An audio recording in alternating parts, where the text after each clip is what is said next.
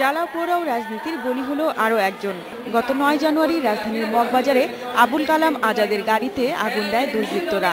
এতে তার শরীরের ৩০ ভাগই পুড়ে যায়। বার্ন ইউনিটে চিকিৎসা চলছিল তার। অবস্থা বেগতিক দেখে নিবিড় পরিচর্যা কেন্দ্রে রাখা হয় তাকে, তবে শেষ রক্ষা হয়নি।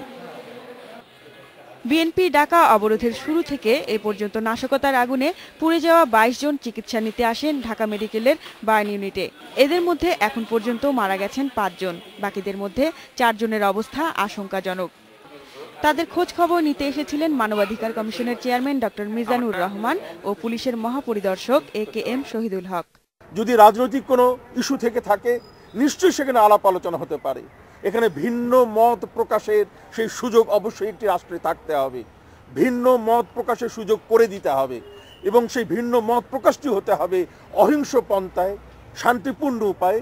চোরাগুপ্তা হামলা তো সব প্রতিরোধ করা হয়তো সম্ভব হয় না, কিন্তু আমরা জনগণকে নিরাপত্তা দিচ্ছি।